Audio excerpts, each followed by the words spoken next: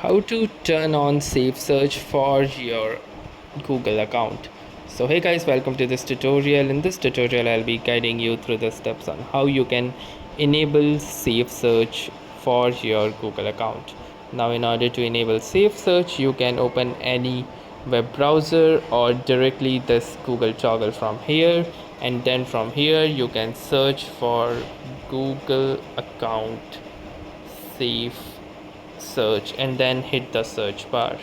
Now from here you can see a number of websites from Google Help and Google as well. Now you will need to focus on to this hyperlink that says your safe search setting on google.com. So simply click onto this and you can see that it has opened my safe search option, and from here if I want to enable this I can simply click onto this filter option, and now you can see that safe search filtering is now on. So that's how easily you can enable the safe search in your Google account. So that was all for this tutorial. Thanks for watching and have a nice day.